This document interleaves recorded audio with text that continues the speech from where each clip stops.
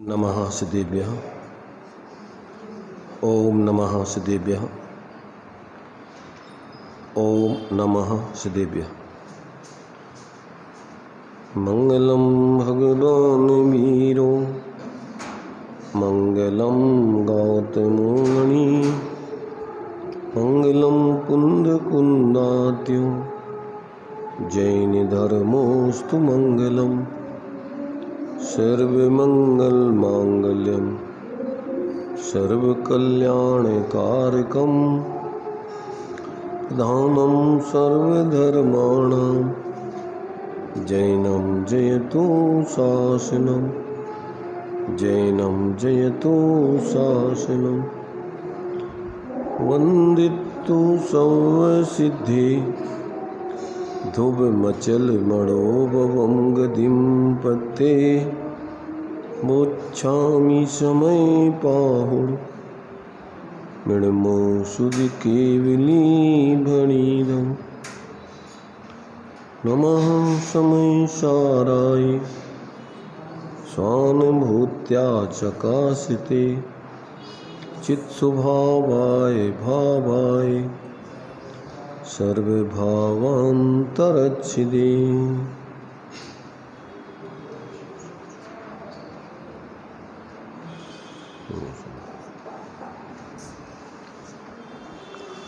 चर्चा समयसार जी के परिशिष्ट के माध्यम से शक्तिमान आत्मा को समझने के लिए अनंत शक्तियों में से 47 शक्तियों की चर्चा यहाँ पर चल रही है। 47 शक्तियों में से 3 शक्तियों की चर्चा यहाँ पर हो चुकी थी। जीवत दृषि, जीवत चिति और दृषि। आगे की ज्ञान, सुख और वीर्य क्रम से आगे ये शक्तियों की चर्चा चलेगी। ये आत्मा में वैसे तो अनंत शक्तियाँ आचार्य देव बतला रहे कि अनंत शक्तियाँ हैं, उनमें से कुछ प्रयोजनभूत शक्तियों की अपने यहाँ पर समझने की चर्चा कर रहे हैं। और उन शक्तियों को समझने का प्रयोजन है कि एक एक शक्ति को विकल्प में लेकर के मात्र ऐसे जानते रहना या विकल्प करते रहना नहीं। एक एक शक्ति में अनंत शक्तियों का रूप है और अनंत शक्तियों में एक एक शक्ति का रूप होता है। तो भेद करके समझ करके और ज्ञान मात्र आत्मा में ऐसी अनंत शक्तियों को जो लिए हुए आत्मा है, अपना जीव द्रव्य है, उस जीव द्रव्य को अभेद होकर के ज्ञान में अनुभव करना। उससे आचार्य कहते हैं रस अनंत के सब अनुभव रस की माय, गुण अनंत के रस सवई अनुभव रस की माय, याते अनुभव सारी को और दूसरों नाय। अगर अनंत गुणों का रस स्वाद लेना है आपको, तो ऐसे उस ज्ञान लक्षण से लक्षित आत्मा को लक्ष्य में लेकर अभेद रूप से अपनी ज्ञान परिणति को उसमें ढालकर उसको चखना, अनुभवना। तो उससे आपके लिए जो आत्मा में अंदर में वास्तव में सुख आदि ऐसा जो उसमें अनंत सत्यात्मक जो आत्मा का अनंत वैभव है, वो अपने अनुभव में आएगा और फिर अपने लिए बाहर का आकर्षण खत्म हो जाएगा। किसी प्रकार से फिर अपने लिए बाहर में जो मोह से अज्ञान दशा में आकर्षण होता है, वो आकर्षण क्षीण हो जाएगा। पहले मिथ्यात्व के अभावपूर्वक, अनंतानंदी आदि के अभावपूर्वक यदि आप बाहर से पूर्ण निर्वृत्ति करके उत्कृष्ट लीनता करोगे, तो सीधे मिथ्या से सप्तम गुण स्थान जन्म उत्कृष्ट लीनता का तीन्द्रिय आनंद आएगा। 3 चौकड़ी कसाय के अभाव की भीतरागता पूर्वक वाला ऐसा अनंत गुणात्मक आत्मा का अनुभव आएगा। और उस अनुभव में आप अभी तक जो संसार में आप बहिर्मुखता से जी रहे थे और जो आकुलता और अशांति भोग रहे थे, वो अशांति आपकी समाप्त जैसी हो जाएगी। अस्थिरता जन अभी जब तक श्रेणी चढ़ कर की पूर्ण वीतराग दशा नहीं होगी तब तक कुछ अस्थिरता जन माने जो आकुलता या दुख कहो वो रहता है, परंतु वो स्वरूप अनुभव के काल में लक्ष्य में नहीं रहता है। स्वरूप अनुभव के काल में तो मानो कि जैसे मोक्ष हो गया हो, ऐसा है, पूर्ण मुक्त दशा का अनुभव उसको होने लगता है। तो ऐसा जो है चौथे गुण स्थान से लेके आगे के सब गुण स्थानों में जीव को ऐसा अपना उस अनंत शक्तिमान आत्मा का वैभव अपने अनुभव में आता है और फिर व्यक्ति के लिए बाहर की कोई भी चीज़ आकर्षित करने में सक्षम नहीं होती। पंचेंद्रिय आदि के विषय फिर उसके लिए अपने नहीं दिखते, उसमें सुख भाषित नहीं होता है, उसमें उस तरफ का जो उपयोग जाता है वो तो आकुलता मोहपूर्वक होता है, उसमें तो कसाएँ होती हैं। वैसे तो बाहर के पदार्थों का कोई अपन स्वाद आदि लेते ही नहीं है, उसमें से कुछ आते ही नहीं है। अपन अपनी ही अज्ञानता से, अपनी ही कमजोरी से उसकी तरफ लक्ष्य करके परिणति में आकुलता क्षणिक भोगते हैं और अज्ञानी जीव को ऐसे लगता है जैसे अपन इन पदार्थों को भोग रहे हो, इन पदार्थों में से अपन को कुछ सुख आदि मिल रहा हो। वो उसकी भ्रांति है, वो मिथ्यात्व है, वो अज्ञान है और वो उसकी बाहर की प्रवृत्ति जन्य राग द्वेष की प्रवृत्ति है। तो ऐसा अपने लिए यहाँ पर आचार्य देव इस शक्तिमान आत्मा की शक्तियों के माध्यम से ज्ञान मात्र आत्मा में ऐसे उस अनंत गुण धर्मात्मक सत्यात्मक आत्मा का अनुभव कराने की प्रेरणा दे रहे हैं। तो ये अपने लिए ये जो 47 शक्तियाँ हैं उसमें से अपनी अभी जो 3 शक्तियाँ हुई थी उसके बाद चौथे नंबर की शक्ति है साकार उपयोगमयी ज्ञान शक्ति। कौन सी शक्ति है? साकार उपयोगमयी ज्ञान शक्ति, जो ज्ञेय पदार्थों के विशेष रूप आकारों में उपयुक्त होती है। ऐसी ज्ञानोपयोगमयी ज्ञान शक्ति जानना। देखो यहाँ पर दर्शन शक्ति को निराकार कहा है और ज्ञान शक्ति को साकार कहा है। दृष्टि शक्ति निराकार है और ज्ञप्ति शक्ति ज्ञान शक्ति साकार है। तो यहाँ साकार का मतलब क्या है, निराकार का मतलब क्या है? तो यहाँ साकार का मतलब है जितने भी पदार्थ हैं, जो भी उनमें द्रव्य गुण पर्याय हैं, उन सब का जैसा स्वरूप है वो अलग अलग ज्ञान में भाषित होता है, विकल्प करके नहीं। जैसे दर्पण में सहज ही पदार्थ प्रतिबिंबित होते हैं, जैसे होते हैं, ऐसे ही ज्ञान उनको मात्र जानता है, पर पदार्थों को भिन्न रह करके जानता है और अपने स्वरूप को अभिन्न होकर के जानता है, अभेद होकर के जानता है। अपने स्वरूप का ही वास्तव में उसके लिए जब ऐसा स्वपर प्रकाशक उस शक्ति के माध्यम से पर लक्ष्य को छोड़कर जब स्वरूप लक्ष्य किया जाता है तो अपने से अभेद होकर के परिणति एक रूप एक रस होकर के उसका अनुभव करती है और उसमें फिर जो है अपना अंदर में जो अनंत गुणात्मक धर्मात्मक सत्यात्मक जो आत्मा है उसका जो स्वरूप है वो सब अपने अनुभव में आता है। और ऐसा वो अनुभव हो जाने पर जब सर्वज्ञ दशा प्रकट होती तो उसमें फिर सहजी एक साथ स्वपर प्रकाशन होता है। छद्मस्त जीवों को तो उपयोग में लक्ष्य करके ज्ञेयों को जानना होता है, परंतु सर्वज्ञ भगवान को लक्ष्य करके उपयोग में नहीं लेना पड़ता है। उनको तो एक साथ जितने भी पदार्थ हैं सकल द्रव्य के गुण अनंत पर जाय अनंता, जाने एक ही काल प्रगट केवली भगवंता। जो सर्वज्ञ दशा को प्राप्त कर लेते हैं जो जीव, उनके ज्ञान में सभी स्व और पर अपने संपूर्ण द्रव्य गुण पर्याय सहित एक साथ उनके ज्ञान में प्रतिबिंबित ज्ञात होते हैं, अनुभव में आते हैं। फिर भी वो क्या है, उन बाह्य पदार्थों की कोई उनके लिए किसी प्रकार की ना तो कल्पना है, न उनमें कोई इष्टनिष्ट आदि की या मोहपने की या अपने परायपने का कोई विकल्प है। सहज ज्ञान में ज्ञात होते हैं और रस काय का लेते हैं। सकल गे ज्ञायक तदपि निजानंद रसलीन, सो जनेन्द्र जयवंत नित अरिरज रहस विहीन।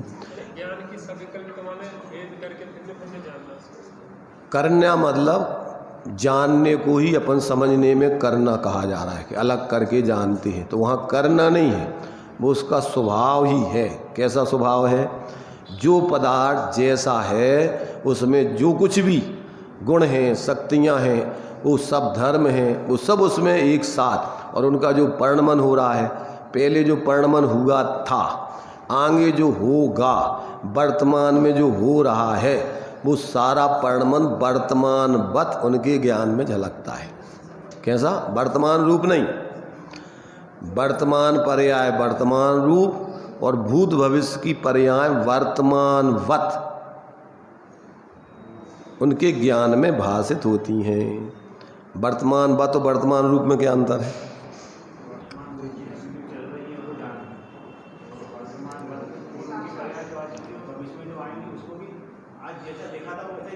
भूत, देखो वर्तमानवत का तो ये अर्थ होता है कि जैसे वर्तमान की पर्याय अपन को बिल्कुल स्पष्ट दिखती है, ऐसे ही उनको भूत भविष्य की पर्याय स्पष्ट है, उसमें किसी प्रकार का कोई शंका आदि नहीं, उसमें कोई किसी प्रकार का जो है अपूर्णता आदि नहीं, पूर्ण रूपेण जैसी वर्तमान की ऐसी वर्तमानवत भूत भविष्य की पर्याय दिखती। पर कैसी दिखती हैं?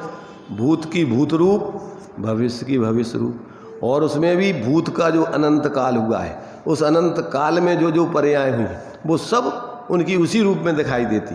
भविष्य की भविष्य रूप में जो भी पर्याय होंगी वो सब भविष्य रूप में उनके ज्ञान में ज्ञात होती हैं।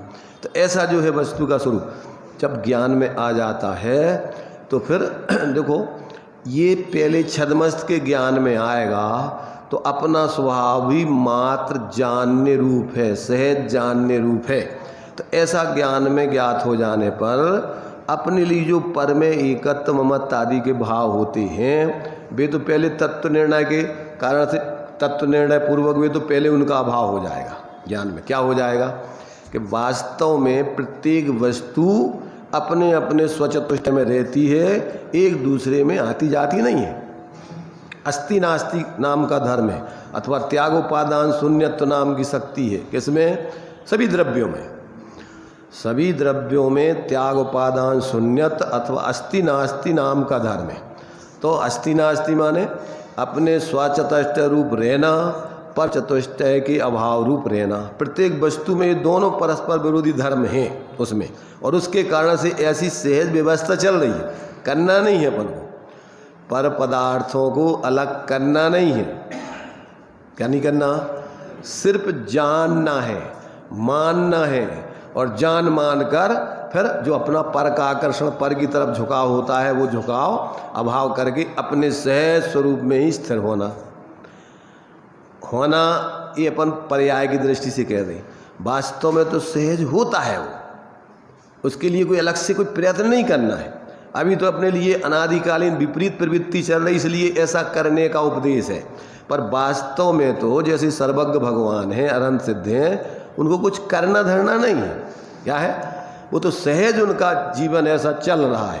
ऐसे प्रत्येक जीव का ऐसा स्वभाव है कि वो अपने सहज ज्ञातत्व रूप परिणमन करते हुए अपने स्वचतुष्टय में विद्यमान रहते हैं, पर के अभाव रूप परिणमित होते रहते हैं। ऐसा सहज, तो किसी को कुछ करना धरना नहीं। देखो, अजीबों को तो कोई विकल्प है नहीं करने धरने का, और सर्वज्ञ भगवान को कोई विकल्प नहीं है, और असंगी जानते नहीं हैं, इसलिए उनको उपदेश नहीं है। विकल्प तो उनके भी मिथ्या चल रहे, पर्याय जो प्राप्त है उसमें भी एकत्व ममत्व की वृत्ति उनकी भी चल ही रही है। भले ही वो क्षयोपम ज्ञान में निर्णय नहीं कर सकते, परंतु जो प्राप्त पर्याय है उसमें पूरे जो ज्ञान है उससे तन्मय होकर के जान रहे हैं, मान रहे हैं, उसी में लीनता चल रही है उनकी। पूरा अपना पूरा वीर्य बहिर्मुखता में लग रहा है। तो ऐसा अज्ञान दशा में तो सभी जीवों का, चाहे वो एक इंद्रिय आदि हो और चाहे संगी पंचेंद्रिय मिथ्या दृष्टि हो, सभी का इस प्रकार से भ्रम रूप परिवर्तन चलता ही रहता है। अब जिनको आत्मकल्याण करना है उन जीवों के लिए अपने ज्ञान में ऐसा निर्णय करके, देखो ज्ञान में वास्तव में ज्ञायक आत्मा ही आता है, आ रहा है, आता रहता है। पर पदार्थ आते नहीं, संयोग आते नहीं, संयोगी भाव भी वास्तव में ज्ञान स्वरूप से पृथक रहते हैं। पर अज्ञानता में, मिथ्या दशा में जीव को ऐसा ज्ञान में भ्रम चलता रहता है। जैसे मैं गे रूप हूँ, गे मेरे रूप हैं, मैं सुखी दुखी हूँ, सुख दुख मेरे स्वरूप हैं, ऐसा ज्ञान में भ्रम चलता है। और चूंकि एक साथ देखो गुणों का परिणमन तो एक साथ हो रहा है, अपन को समझने के लिए ये अलग अलग चर्चा करते हैं, समझे ना। जिस समय ज्ञान है उसी समय श्रद्धान है, उसी समय आचरण है, उसी समय वीरी है, उसी समय सभी अनंत गुणों का परिणमन चल ही रहा है। पर अपन को समझने के लिए ऐसा कहा जाता है, ज्ञान में ऐसा पहले भ्रम होता है, श्रद्धान में ऐसी फिर विपरीतता होती है, आचरण क्योंकि जानेगा तो मानेगा, जैसा जानता है वैसा मानता है, वैसा ही आचरण करता है, वैसे ही उसकी पूरी ताकत उसकी प्रवृत्ति करती है। तो अभी क्या जान रहा है, क्या मान रहा है, कहाँ उसकी ताकत लग रही है, सब अपने लिए शरीर आदि रूप, संयोग आदि रूप, बस ये मान रहा है। और क्या मान रहा है, जो प्राप्त पर्याय है बात 24 घंटे उसी में तन्मय होकर के जी रहा है और सारी उसी की व्यवस्थाओं में रात दिन संकल्प विकल्प करता रहता है। जबकि देखो ये व्यवस्थाएं उदय प्रमाण सहज बनती हैं, बाह्य व्यवस्थाओं के लिए तेरे विकल्पों से काम नहीं चलता है। ये कैसे बन रही है, अपन सोच समझ करके मनुष्य पर्याय में आए क्या, माँ बाप को अपन ने चुना क्या, अपन ने देश को चुना है क्या, किसने भेजा अपन को यहाँ भारत में, किसने भेजा जैन कुल में, किसने भेजा जिन माँ बाप के निमित्त से पैदा हुए उनसे पैदा होने के लिए, किसने तुम्हारे लिए ये व्यवस्था बनाई। अन्य लोग तो ये मानते हैं कि सब मारने वाला है भगवान, बचाने वाला है भगवान, सब कुछ जो कुछ भी करने वाला है सब भगवान है। पर ये व्यवस्था जब तक व्यक्ति समझता नहीं है तब तक उसका ना तो भगवान आदि के बारे में सच्चा स्वरूप निर्णय कर पाता है, वो उनके बारे में भी कल्पना करता रहता है झूठी। देखो भगवान तो आत्मा की पूर्ण वीतराग सर्वज्ञ दशा है। भगवान कोई वास्तव में इस प्रकार से जो लोग मानते हैं भगवान के रूप, वो कैसा कोई भगवान तो है नहीं लोक में, ये तो उनने अपनी एक कल्पना कर रखी है। तो जब तक ऐसे भगवान का स्वरूप नहीं समझता और ऐसे ही प्रत्येक आत्मा का स्वभाव है, जब तक उसको ये निर्णय नहीं होता है तब तक वो उस प्रकार का स्वाश्रय से जीवन जीता ही नहीं। तो ये अपने लिए सबसे प्रथम में प्रथम तो ऐसा तत्व का निर्णय हो। धर्म करने के लिए पहले क्या जानकारी करना जरूरी है तत्वों की, क्योंकि बिना जाने जो कुछ करोगे वो सब गलत होगा। क्या होगा, जो बिन ज्ञान क्रिया अवगाह है, और जो बिन क्रिया मोक्ष मग चाहे, और जो बिन मोक्ष कहे में सुखिया, ते अजान मूढ़न में मुखिया। मूर्खों के सरताज हैं वो कौन, जो बिना जाने हुए सुखी होने के लिए कुछ कर रहे हैं। कितने लोग हैं जो सुखी होने के लिए जान करके जो सच्चा सुख का स्वरूप है और उस सच्चे सुख के मार्ग पर लग रहे हैं। बिरले जी भी इस कार्य को करते हैं। तो अब अपने लिए ये बात यहाँ समझाई जा रही कि अगर वास्तव में अपने लिए देखो सुखी तो सबको होना है, अगर तो अपन कह रहे हैं कौन व्यक्ति सुख नहीं चाहता, पर कौन व्यक्ति सुख चाहता है, बहुत बिरले, ध्यान रखना। सब सुख चाहते हैं पर वास्तव में कोई सुख नहीं चाहता। वास्तव में जो सुख चाहते हैं वो तो कोई बिरले होते। क्यों कि पहले उस सुख के स्वरूप को समझें, उस सुख के स्वरूप के सही समझ करके फिर उसकी सच्ची विधि अपनाएं तो कहा जाएगा कि हाँ ये सच्चे सुख को चाहते। अब साहब हम डॉक्टर तो बनना चाहते हैं और डॉक्टर बनने की जो प्रक्रिया है उसको नहीं अपनाएं तो तुम बनना चाहते हो डॉक्टर। कोई कहेगा मैं तो डॉक्टर बनना है, और डॉक्टर बनने की जो प्रक्रिया है तो उसको पढ़ाई आदि करने की, और वो अपनाए नहीं, ओके हम तो डॉक्टर बनना चाहते, तो माना जाएगा कि वो डॉक्टर बनना चाहता है। तो ऐसे ही जो जीव ऐसे ही सामान्य रूप से तो सब सुखी होना चाहते हैं। सब जीव सुखी होने के लिए जो कुछ कर रहे हैं, वो शादी कर रहे हो, चाहे जहर खा रहे हो, चाहे लड़ रहे हो, चाहे झगड़ रहे हो, चाहे नेतागिरी कर रहे हो, जो भी कर रहे हैं वे सब काहे के लिए कर रहे हैं, सुखी होने के लिए है जो ये मार्ग सुखी होने का। समझो थोड़ा। तो सबसे प्रथम में प्रथम तो क्या करना, ताते जिनवर कथे तत्व अभ्यास करीजे। अपने मनमाने से अपने ही कल्पनाओं से अगर कोई सुखी होने के लिए प्रयत्न करेगा तो उसके लिए सुख कभी नहीं मिलेगा। क्यों? कि सच्चे सुख को बताने वाले सर्वज्ञ के अलावा इस विश्व में कोई नहीं, जानने वाले सर्वज्ञ के अलावा कोई नहीं। इसलिए सबसे प्रथम में प्रथम क्या करना? साक्षात भगवान नहीं है तो भगवान की वाणी है, भगवान की वाणी के अनुसार चलने वाले मोक्ष मार्ग पर धर्मात्मा जीव होते हैं। तो जब तक अपन उस चीज़ को उस सुख की सच्ची माने जो सुख का सच्चा स्वरूप है उसके पाने की जो विधि है उसको नहीं अपनाएंगे तो क्या होगा? देखो आज अपना अक्षय तृतीया का पर्व मानते हैं। क्या मानते हैं लोग? अक्षय तृतीया। क्या है अक्षय तृतीया? ये क्या है अक्षय तृतीया? कौन सी तृतीया का नाम है अक्षय तृतीया? ऐसी कौन सी तृतीया है जो क्षय नहीं होती कभी? देखो ये तो अपन ने एक नामकरण किया है। क्या कहा? एक तिथि जिस समय भगवान आदिनाथ हुए थे इस 24 के प्रथम तीर्थंकर, उस तीसरे काल में, चूँकि हुंडा और सर्पणी काल था तो तीसरे काल में उनका मोक्ष भी हो गया था। जबकि कौन से काल में होता है? चौथे काल में जन्म होता है, चौथे काल में मोक्ष होता है। तो इस हुंडा और सर्पणी काल के दोष से वो तीसरे में जन्म हुआ, तीसरे में उनका मोक्ष हो गया। उसी तीसरे के अंत में चौथा काल जैसा लग गया था। कितने वर्षों बाद, कितने सागरों बाद इस भरत क्षेत्र में मोक्ष का मार्ग प्रारंभ हुआ था। कितने वर्ष निकल गए थे?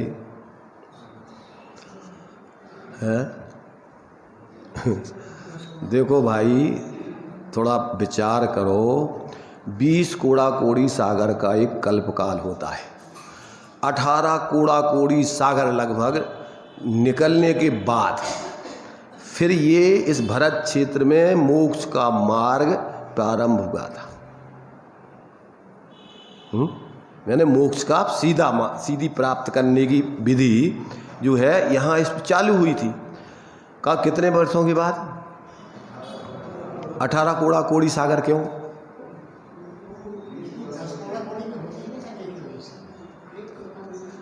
अठारह कोड़ा कोड़ी सागर क्यों? देखो अभी चल रहा है कौन सा?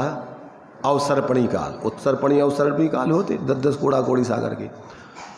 तो जिस समय आदिनाथ भगवान पैदा हुए तो यही काल था, यही काल है वो तो अभी अवसर्पणी काल। ठीक है ना?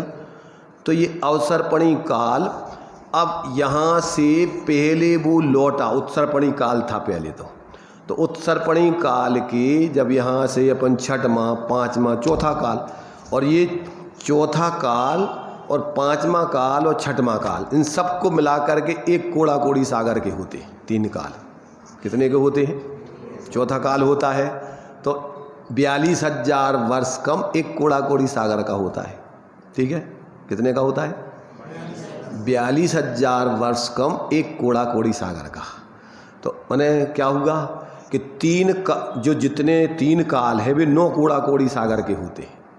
कौन से? पहला काल 4 कोड़ा कोड़ी का, दूसरा काल 3 कोड़ा कोड़ी का, और तीसरा काल 2 कोड़ा कोड़ी सागर का। ठीक है ना? तो अब इसी रूप में जब ये यहाँ से क्या कि जब चौथा काल यहाँ समाप्त हो गया होगा, इधर से छठवां, पाँचवां, चौथा, और फिर तीसरा काल लगा होगा, भोग भूमि लग गई 2 कोड़ा कोड़ी सागर की। उस समय मोक्ष का माने यहाँ पर मोक्ष जाने का रास्ता बंद हो गया। ठीक है? 2 कोड़ा कोड़ी सागर, फिर 3 कोड़ा कोड़ी सागर का, कौन सा? दूसरा, और फिर पहला 4 कोड़ा कोड़ी, फिर लौटो था वहाँ से तो कितना? 4 कोड़ा कोड़ी, 3 कोड़ा कोड़ी, 2 कोड़ा कोड़ी, कितने हो गए? 18 कोड़ा कोड़ी सागर निकल गए। इसके बाद ये यहाँ से फिर चालू हुआ। तो इस भरत क्षेत्र में जिस समय 18 कोड़ा कोड़ी सागर का लगभग काल निकल गया, कुछ कम चूँकि वो तीसरे काल में ही पैदा हो गए थे, तो इसके बाद ये डायरेक्ट मोक्ष का मार्ग चालू हुआ। अब चूँकि क्या है, जब 6 महीना तो वो ध्यान में रहे, 6 महीने के बाद फिर आहारों को निकले, आहारों के निकले तो लोगों को पता ही नहीं था भोग भूमि के बाद कैसे कार्य होते हैं, कैसे मुनिराज होते हैं, कैसे उनकी विधि बनती है, कैसे भोजन करते हैं, क्या होता है, कुछ नहीं पता लोगों को। कोई हाथी घोड़े ला रहा है, ऊँट ला रहा है, कोई रत्न ला रहा है, कोई कुछ ला रहा है, कोई कुछ दे रहा है, कोई कुछ कर रहा है, क्या चाहिए। तो फिर हस्तिनापुर के सोम और उनके भाई श्रेयांश, उनको जो है जाति स्मरण ज्ञान में उनने देखा कि ये क्या है क्या है, तो उनके जाति स्मरण ज्ञान में उनको ज्ञान में आया कि अरे ये मुनिराज इस प्रकार से आहार आदि लेते हैं। वो सागरों का ज्ञान हो सकता है, उसमें कोई बात नहीं है, उसकी अपनी अपनी सीमा है। जिस व्यक्ति के लिए जितना भी मति ज्ञान की विशुद्धि होती है सबको अलग अलग अपने हिसाब से होता है। जाति स्मरण ज्ञान सबको एक जैसा नहीं होता है, उनके क्षयोपशम की युक्त लब्धि के आधार पर होता है। उनके लिए जो है पूर्व का उनको ज्ञान आया तो उनने मुनिराज को किस किस प्रकार से कैसे आहार दिए थे और वो याद आई, तो वो याद ला करके फिर उन्होंने वो जो 6 महीने तो उपवास में रहे और 7 माह और 9 दिन लगभग और निकल गए। 13 माह 9 दिन के बाद उनके लिए ये आहार की विधि बनी। उस समय जो है फिर उन्होंने क्या दिया था, सब लोगों को पिलाया जाता है। आदिनाथ भगवान ने जो पिया था इक्षु रस, अब वो रस तो नहीं मिलेगा, चौथे काल का जो प्रारंभ में जैसा रस होगा, तो ये सब कहने के रस हैं सब वर्तमान में। और वो तद्भव मोक्षगामी पहला आहार देने वाले, और वो जिनको दिया गया वो भी उसी भाव से मोक्षगामी। तो अब देखो ये तो अपन क्या है कि याददाश्त की दृष्टि से अपन इस प्रकार से ये परंपरा निर्वाह करते हैं, याद करते हैं। भैया देखो दान का मार्ग यहाँ से चालू हुआ था, दान तीर्थ की प्रवृत्ति कहाँ से चालू हुई थी, राजा श्रेयांश के माध्यम से वहाँ से दान तीर्थ की प्रवृत्ति और साधना की प्रवृत्ति भगवान आदिनाथ से मोक्ष की उपदेश आदि देने की प्रक्रिया वहाँ से चालू हुई थी। अब ये जो है देखो इसमें अपन ने मोक्ष मार्ग प्रकाशक जी में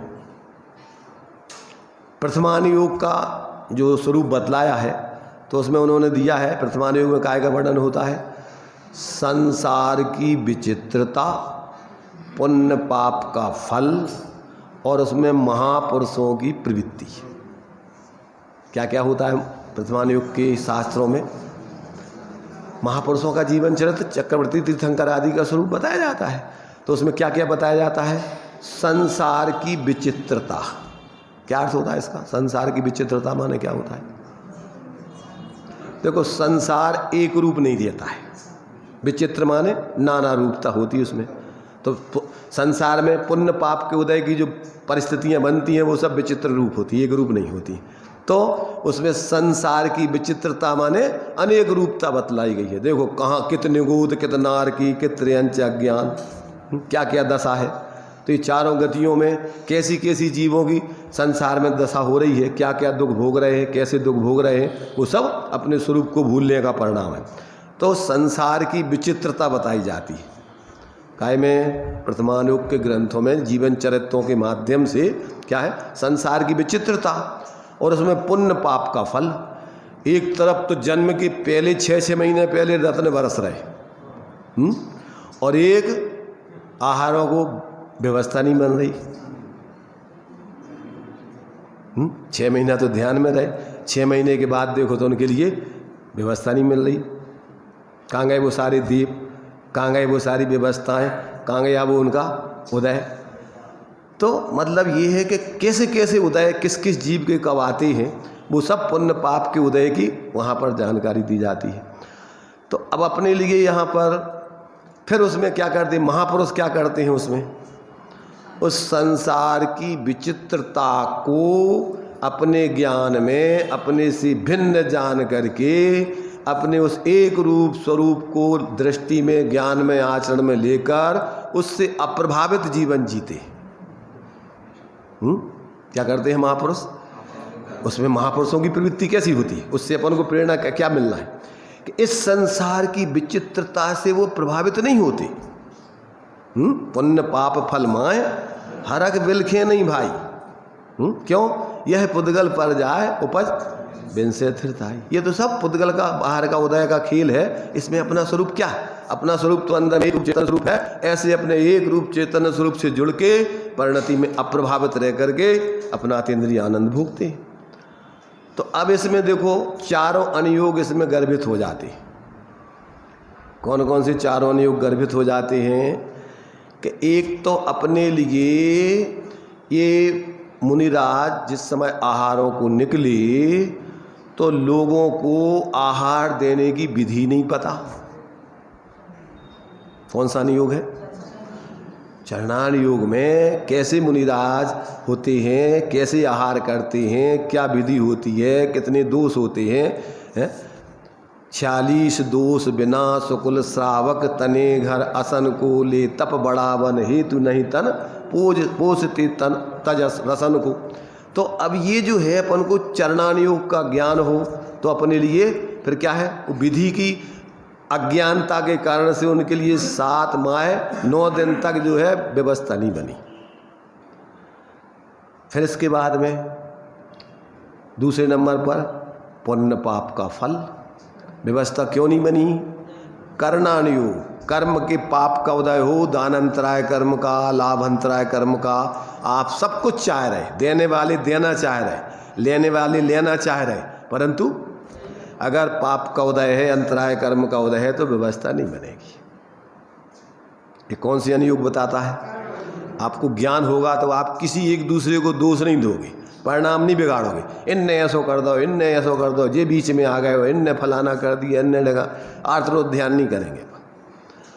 समझ करके कि भैया ये जब तक अंतराय कर्म का उदय है, लाख कोष से करने पर भी व्यवस्था नहीं बनेगी।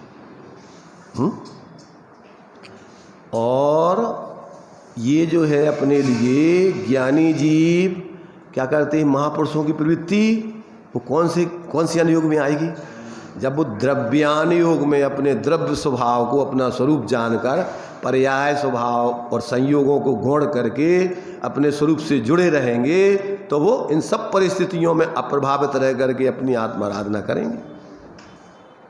और अब चूंकि ये सब चरित्र महापुरुषों का उसमें प्रथमान युग में बताई गया है, तो प्रथमान युग में उनका महापुरुषों का जीवन और उसमें फिर ये संसार की विचित्रता, उसमें कर्मों का पुण्य पाप आदि का क्या है, माने संसार की विचित्रता, पुण्य पाप का फल, ये कर्णानुयोग है। और उसमें महापुरुषों की प्रवृत्ति वो द्रव्यानुयोग में अपने द्रव्य स्वरूप का अवलंबन करके पर्याय में वो बराबर एक रूप सहज जीवन जीते हैं।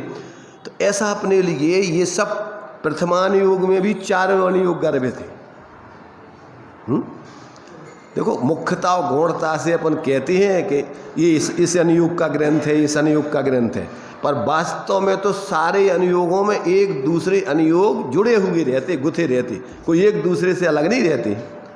इसलिए उसमें लिखा कि प्रथमानुयोग को पढ़ने से अपने लिए क्या होता है। देखो चारों अनुयोगों में उन्होंने 2 पे घटित किया उन्होंने। एक तो मिथ्या दृष्टि पढ़ता है तो क्या विचार करता है, और सम्यक दृष्टि पढ़ता है तो क्या विचार करता है।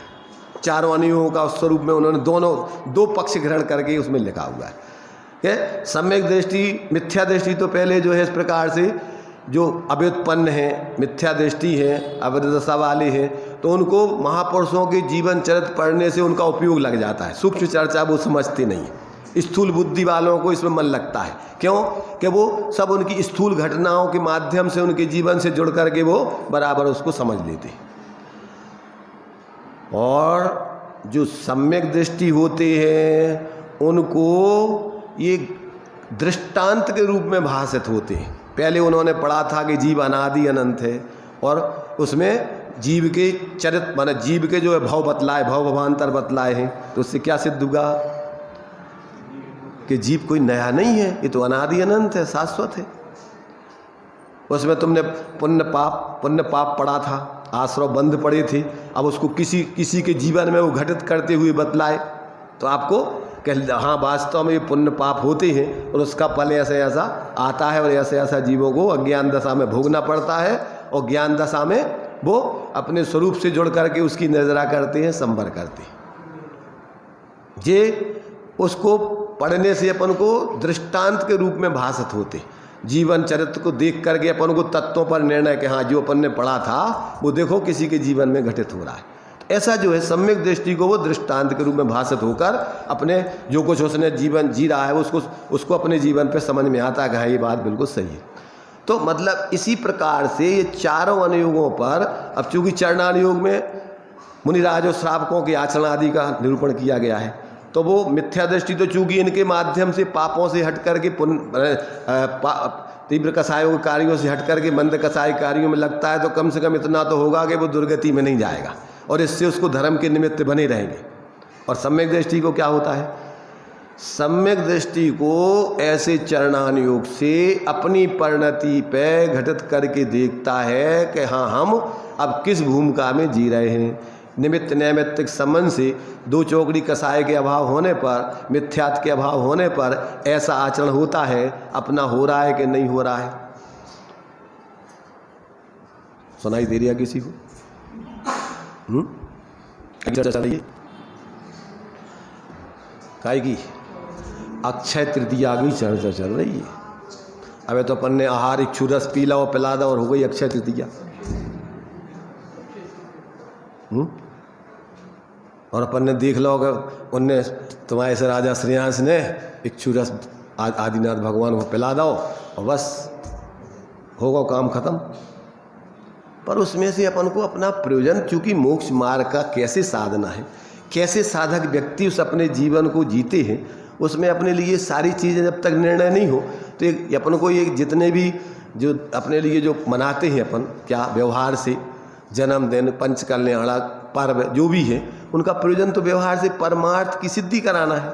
और अगर अपन उससे परमार्थ की सिद्धि करके अपने जीवन में भेद विज्ञान करके स्वरूप से नहीं जुड़े तो क्या मना वो पर्व है? देखो ये इनका प्रयोजन एक वही है, ये प्रयोजन इसीलिए माना जो अपने लिए व्यवहार है वो परमार्थ की सिद्धि के लिए है, परमार्थ से जुड़ने के लिए है, अथवा परमार्थ के साथ है। अब स्वरूप में अपन रह नहीं सकते।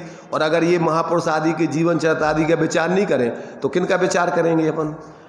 नेताओं का, रागी द्वेषियों का, कसायों का, या तुम्हारे हीरो हीरोइनों का, उनका विचार करेंगे, उसमें लगेंगे राग द्वेष में, फालतू की चीज़ों में।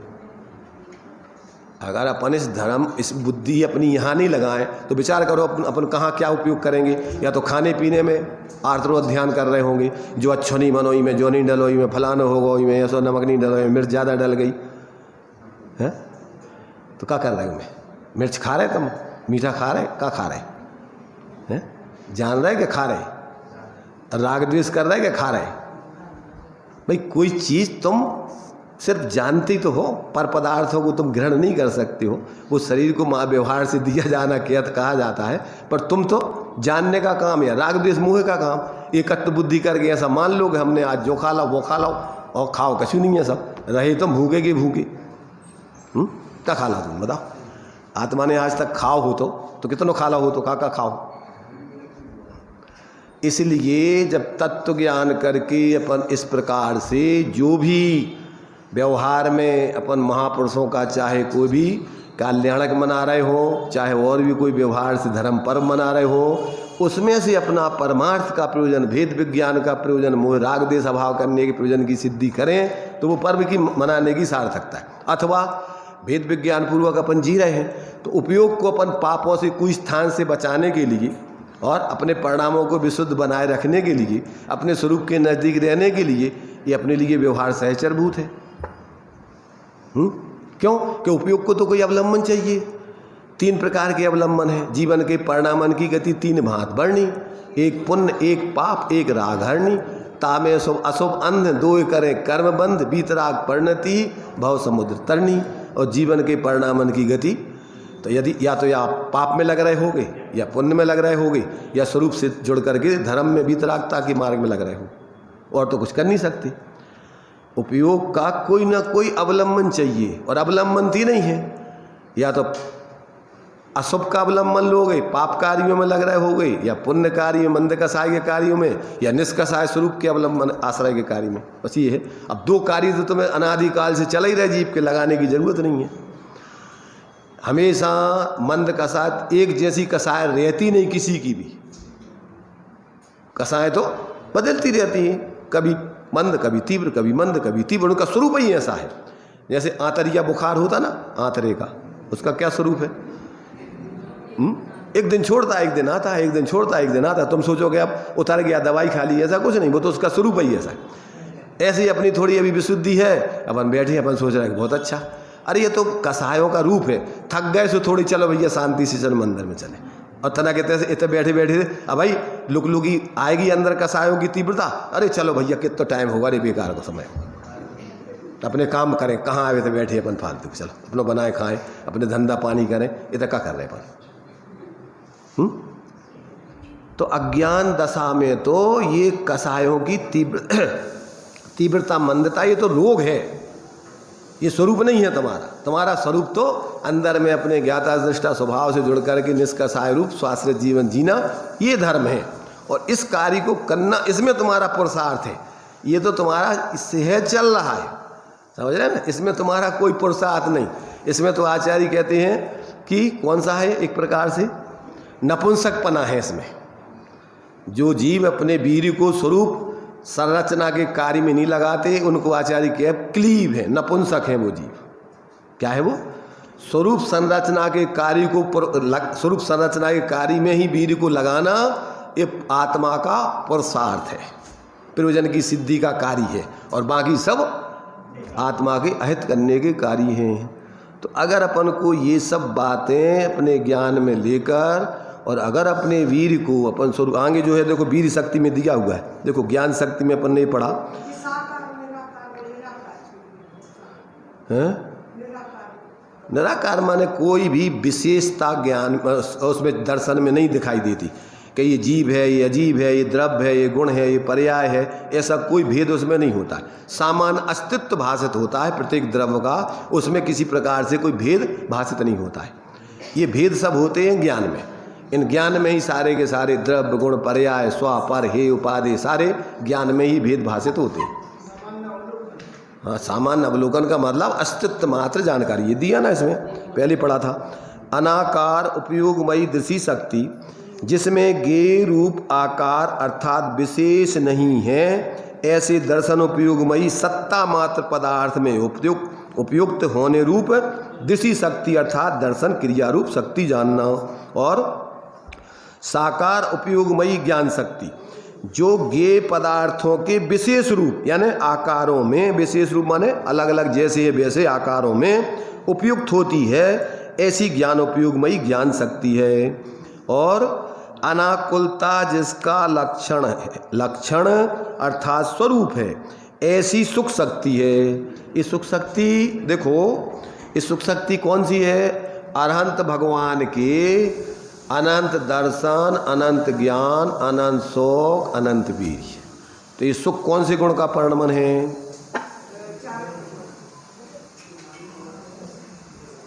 देखो पहले सुन लो, अरहंत भगवान को अपन बोलते हैं अनंत चतुष्टय के धनी, अथवा अपन बोलते हैं नव केवल लब्धि रमाधरंत। क्या बोलते हैं अपन? नव केवल लब्धि रमाधरंत। तो नव केवल लब्धियां कौन कौन सी हैं और अनंत चतुष्टय कौन है? सिर्फ अकेला इसमें विवक्षा का भेद है, दोनों चीजें एक ही कही जा रही। तो इसको समझ लोगे तो समझ में आ जाएगा सुख कहाँ से आता, कौन से गुण का परिणमन है। तो नव केवल लब्धि कौन कौन सी है? और तो गुड़ गुड़ गुड़ कराओगे कोई की समझ में नहीं आया। एक आदमी अच्छे से बोलो जोर से, जैसे वो तम्बाकू का हुक्का वो बड़ो पिया गुड़ गुड़ गुड़ होते ही कर लेते, तो उसमें कुछ सब किसी को समझ में नहीं आता। अपन को जोर से बोलो, 9 लब्धियों के नाम बताओ।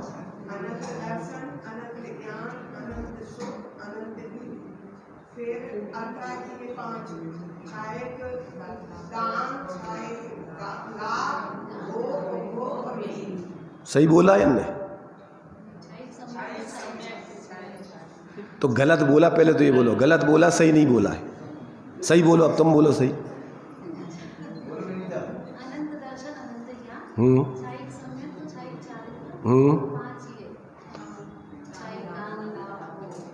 अब सुन लो, चार घातीय कर्म है। तो दर्शनावर्णी कर्म के अभाव में अनंत दर्शन, ज्ञानावर्णी कर्म के अभाव में निमित्त रूप में कथन कर रहे। ज्ञानावर्णी कर्म के अभाव में अनंत ज्ञान, और मोहिनी कर्म के अभाव में छायक सम्यक्त और छायक चारित्र, और अंतराय कर्म के अभाव में अनंत दान, लाभ, भोग, उपभोग भी। अब उसी को अपन संक्षेप में कह देते हैं तो अनंत चतुष्टय के धनी। तो अनंत चतुष्टय में क्या आ गया? चारों कर्मों के अभाव के गुण आ गए उसमें। तो छायक सम्यक तो छायक चारित्र को मिला के अनंत सुख कह दिया। क्या कह दिया? दर्शनावर्णी कर्म के अभाव में अनंत दर्शन, ज्ञानावर्णी कर्म के अभाव में अनंत ज्ञान, और छायक सम्यक मोहिनी कर्म के अभाव में छायक सम्यक तो छायक चारित्र को एक मिलाकर के कह दिया तो अनंत सुख कह दिया, और पांचों को मिलाकर के एक कह दिया तो अनंत वीर कह दिया। सामान्य से 4 कह दिया और विशेष करके उसको 9 कह दिया। तो अपन को जब ये उसका अलग अलग करके अपन सामान्य से विशेष बलवान होता है। जब तक अपन इनको नहीं समझे तो अपन को पता ही नहीं पड़ेगा कि सुख कहाँ से आ रहा है। तो यहाँ पर छायक सम्यक तो छायक चारित्र लब्धि नहीं कही, यहाँ कौन सी लब्धि कही? अनंत 47 शक्तियों में यहाँ सुख शक्ति कही है। तो दोनों को मिला करके ये सुख, मोह कर्म के अभाव में सुख प्रकट होता है, मोह कर्म के सद्भाव में जीव दुखी रहता है। समझ में आ गया? तो अपन को यहाँ ये अंदर में आत्मा में क्या है? वास्तव में आत्मा का स्वरूप दुखी होना नहीं है। दुखी तो जीव मोह कर्म के उदय में जुड़ करके अपने स्वरूप को भूल करके पर में मूर्छित होकर दुखी होता है। अभी लब्धि माने होती प्राप्ति और शक्ति माने होती सामर्थ्य। शक्ति माने क्या होती? शक्ति माने होती सामर्थ्य और लब्धि माने होती प्राप्ति। तो लब्धि आपकी अलग चीज है और शक्ति अलग चीज है। तो ये अपन को यहाँ पर 9 लब्धियाँ, मतलब अपन को 9 प्राप्तियाँ हो गई। कौन सी प्राप्ति? अनंत दर्शन की प्राप्ति हो गई, अनंत ज्ञान की प्राप्ति हो गई। ये शक्तियाँ तो हैं अंदर में, पर उसकी प्राप्ति पर्याय में होती है, प्रगटता। अनंत दर्शन, अनंत ज्ञान, अनंत शोक, अनंत वीर आत्मा की अंदर में शक्ति है उसकी। जैसे दूध में घी की शक्ति है, परंतु व्यक्ति तो जब उसकी प्रक्रिया अपनाओगे तो उसमें से घी निकलेगा। उसमें निकलेगा काय में से? पानी में से नहीं, मथानी में से नहीं, भाने वाले में से नहीं, काय में से निकलेगा? उसी घी में से। ऐसे ही अपने अंदर, सबके अंदर, सबकी गठरी लाल, लाल बिना कोई नहीं। जाते भय कंगाल और गांठ खोल, भिखारी बने हैं, दुखी हैं, दीनहीन हैं। काय से? क्योंकि अंदर में अपन अपने स्वरूप को जान ही नहीं रहे। जहाँ तुम्हारा सुख है, शांति है, निराकुलता है, आनंद है, अब उस तरफ तुम्हारा लक्ष्य नहीं, उसको प्रकट करने की तरफ तुम्हारी दृष्टि नहीं जा रही। तो ये अपन को इन शक्तियों से अपने स्वरूप को बता करके उसका अवलंबन करके परिणति में अपन को उनको प्रकट करने की प्रेरणा दे रहे आचार्य देव कि भैया इसको देखो, तुम्हें अगर सुखी होना है तो बाहर में देखते रहने से, बाहर में भटकते रहने से, किसी से भीख मांगते रहने से, भगवान के सामने भी भीख नहीं मांगना। भगवान किसी को भीख नहीं देते हैं। क्या करते हैं वो? भिखारीपना दूर कर देते हैं। क्या करते हैं वो?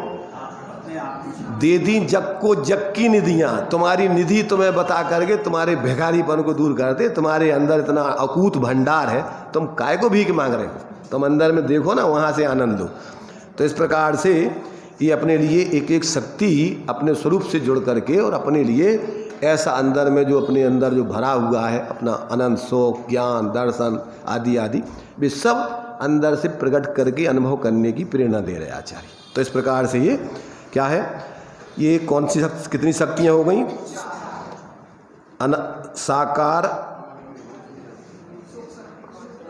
साकार उपयोगमयी ज्ञान शक्ति, जो ज्ञेय पदार्थों के विशेष रूप आकारों में उपयुक्त होती है, ऐसी ज्ञान उपयोगमयी ज्ञान शक्ति। और अनाकुलता जिसका लक्षण अर्थात स्वरूप है, ऐसी सुख शक्ति, इसको अपने लिए जानना चाहिए। और आगे वो जो दी है वीर शक्ति, तो वो सामान्य से उसकी चर्चा की कि स्वरूप संरचना आगे बताएंगे उसकी। तो इस प्रकार से ये अपन को इनका अपन जब विचार करते हैं, निर्णय करते हैं, तो अपने अंदर में जो अनादिकालीन अपन अपने स्वरूप के बारे में अपन कोई पता ही नहीं आता पता कि अपने अंदर है क्या, तो कम से कम अपने स्वरूप का अपन को बोध हो, उसकी महिमा आए और फिर उसकी तरफ अपन झुक करके उसको प्राप्त करने के लिए पुरुषार्थ करें, तो अपना कार्य करें। चलिए कि आज भेडाला जी को 190 बार, तो मेरे को तो मालूम नहीं था। निधि निज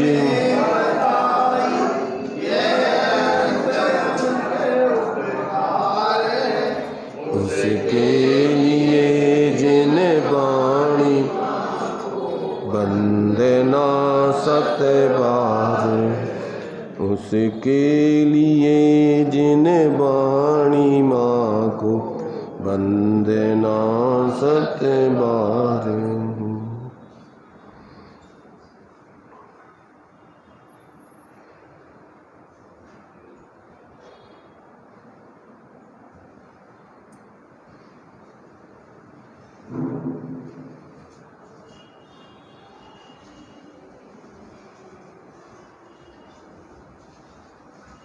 बोलो हनुमानी माता की जय।